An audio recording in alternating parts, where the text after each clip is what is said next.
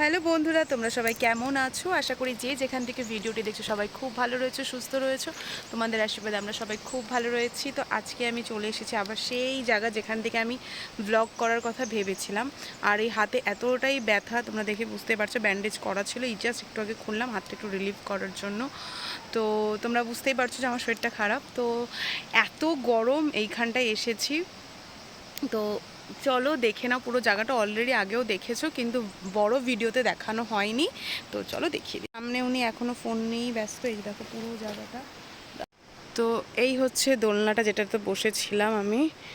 আর এই হচ্ছে দেখো পুরো সুন্দর একটা হোমস্টে। হোমস্টে নয় অ্যাকচুয়ালি, রেস্টুরেন্ট কাম, ওখানে সব কিছু থাকাও যায়। এই যে দেখো, এই যে, আর ওই যে দেখো কত সুন্দর। এই সেই জায়গা যেখান থেকে আমি আবার ভেবেছিলাম আমি আবার ব্লগ করা শুরু করব, সেটা করেও ছিলাম। তো দেখতেই পাচ্ছ গিয়েছিল। এই যে দেখো কত সুন্দর না, দেখো।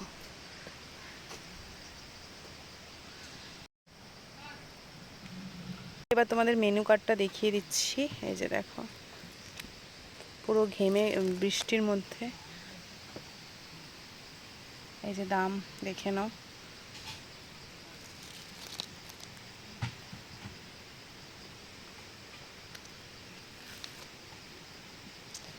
এখানে কিউআর দিয়ে নিয়ে নিতে পারো। এতটাই রোদ্দু যে আমার ব্লগ করার ইচ্ছা ছিল না। তারপরে ভাবলাম যে চলে যখন এসেছি ব্লগটা করেই নিই। সম্ভবত খুব ছোট ব্লগই হবে, বাট স্টিল করে নিচ্ছি। দাঁড়াও, এই যে বসা যেতে পারে গ্রুপে আসলে। এই যে দেখে নাও, এই যে পরপর এরকম আছে, দেখো গাছ দিয়ে কি সুন্দর না, দেখো তো রোদ্দু। এরপর আমার ফোনও কাজ করছে না, আর হাতে ব্যথাটা না একদম কমছে না, মানে ফোন নিয়ে নিয়েই ব্যথাটা হয়েছে, সেটাও কিন্তু জানি। তো এবার থেকে চেষ্টা করব অনেকটা কম ফোন ইউজ করার, যেটা আমি করছি। 2-3 দিন হয়ে গেছে। ব্যান্ডেজটা খোলার পর আরও ব্যথা করছে। আমি ভাবছি ব্যান্ডেজটা খুলবো তো ব্যথাটা একটু কমবে, কিন্তু কমছে না, ব্যথাটা বাড়তেছে। বা ওই যে ওইটার মধ্যে গরম আছে। ওয়াই ওয়াই ভালো বানিয়েছে। আর এটা হচ্ছে কফি।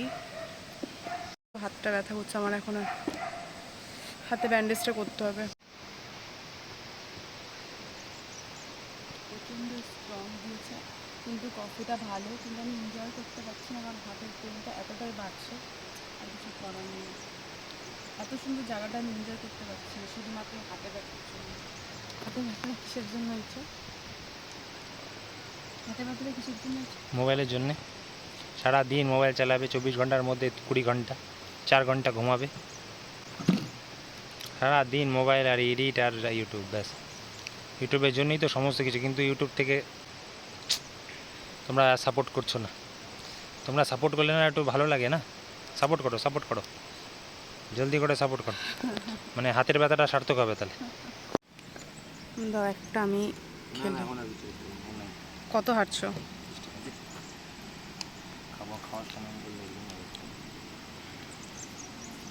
সুন্দর করে খাও, হাপিত্তার মতন না। ক্যামেরাটা যেহেতু ভালো আসছে। কেমন এটা? ভালো না?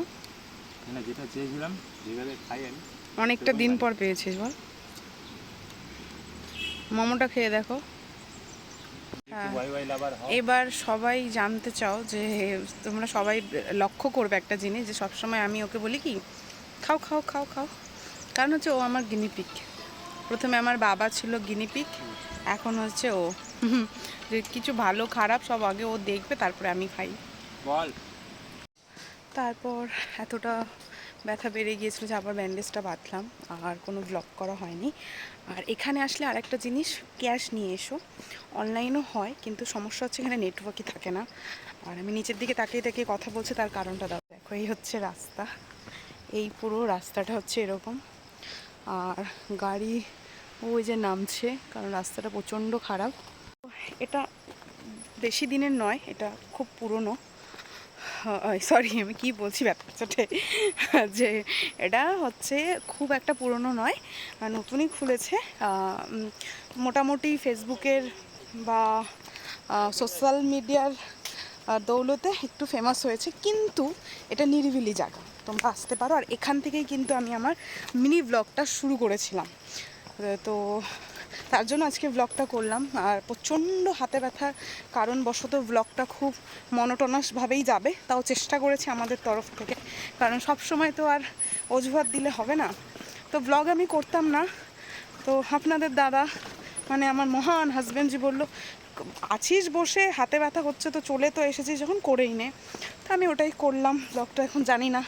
আর উনি যেটা বললো সেটা কিন্তু একদম মিথ্যা নয়, যে আমি কিন্তু ইউটিউবে যেন অনেক কিছু করি কিন্তু সেই অনুযায়ী ফল পাই না, তাতে কোনো আমার আফসোস হয় না বললে নয়, বাট একটু একটু হয়। আর আমি আর কি নিজের মানে ভালোবাসার জায়গার থেকে এটা করি। তো এই হচ্ছে রাস্তাটা প্রচণ্ডই খারাপ। ওই যে দেখো ওখানে সব গাড়ি রাখে, আর ওখানেও দাঁড়িয়ে রয়েছে, দেখতেই পাচ্ছ, ওয়েট করছে, কারণ আমার হেঁটে যেতে অনেকটা সময় লাগছে। একটু দেরি করে আসলেই ভালো, কারণ ভিড়টা তখন বাড়ে। আর তোমরা যদি নিরিবিলি চাও তাহলে ওই সকাল 11টা থেকে 1টার মধ্যে চলে এসো। তো হাতটা ধুয়ে নিচ্ছি।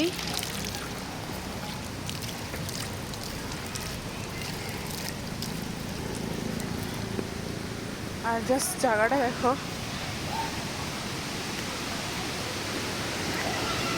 ও বাবা, এখানে তো সবাই স্নান করছে। হ্যাঁ হ্যাঁ হ্যাঁ, আমরা মানুষরা কোথাও শান্তি দিই না, না? তো এখানটা রয়েছে ভোলেনাথের মন্দির, আর তোমরা তো জানোই আমরা ভোলেনাথের কত বড় ভক্ত। তো চলো মন্দিরটা দর্শন করিয়ে দিই। তো মন্দিরে যাওয়ার আগে এই একটি শিবলিঙ্গ কিন্তু পড়ে, এটা আমি জানি না, আমি শিবলিঙ্গই বলছি, বা তোমরা আমি যদি ভুল করে থাকি তোমরা আমাকে কমেন্টে ঠিক করে দিও। আর অলরেডি তোমাদের দাদা চলে গিয়েছে প্রণাম করতে।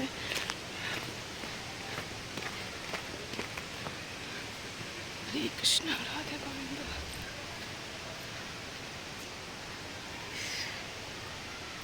জয় শ্রী রাধে, জয় শ্রী রাধে, রাধে রাধে রাধে রাধে, জয় শ্রী রাধে।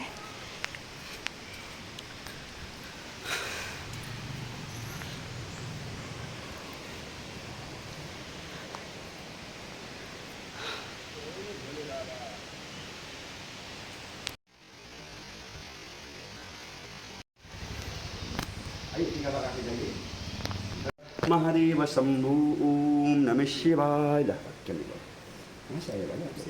वहाँ डालो बाबा ও ও ও, ওই যে এখানে আরেকটা দিয়ে দাও। আর নাই? ओम नाम की है पर तो चिन्मय दास। चिन्मय दास साथ ही দেবিকা দাস। दीपिका दास नाम भाई का पत्र में अपने के घर के नमन आदि दक्षिणादि कहीं समय सर्वे शांति कर दूं ओम এখানটায় হচ্ছিল যোগ্য হয়। গিয়েছিলাম, আমরা ভাবিনি যে এরকম কিছু একটা পেয়ে যাবো। দেখো ভোলেনাথের আশীর্বাদ আমরা পেয়ে গিয়েছি, তো ভালো লাগে এরকম, মানে আমরা যেটা এক্সপেক্ট করি না হঠাৎ করে হয়ে যায়, খুব ভালো লাগে। তো চলো ব্লগটা এখানেই শেষ করছি। ভালো লাগলে like comment share and subscribe করে দিও।